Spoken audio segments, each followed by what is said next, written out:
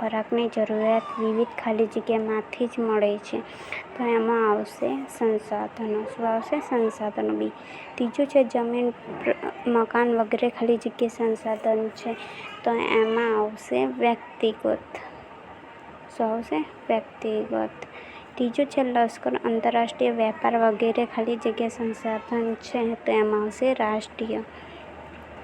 ચોથું છે વાતાવરણમાં રહેલા ઓક્સિજન, નાઇટ્રોજન વગેરે વાયુઓ સંસાધનો છે. તો એમાં આવશે એકલ. કયો આવશે? એકલ. પાંચમું છે જેના પ્રાપ્તિ સ્થાન મર્યાદિત હોય તેવા ખનિજો સંસાધન છે. તો આવશે વિરલ. પાંચમું છે દુનિયાના ભાગ્યે જ એક કે બે સ્થળે જે મળી આવતા ખનિજ સંસાધન છે. છઠ્ઠું છે એકલ. સાતમું છે સૂર્યપ્રકાશ, પશુ પક્ષીઓ વગેરે સંસાધનો કહેવાય છે. તો એમાં આવશે નવીનીકરણ.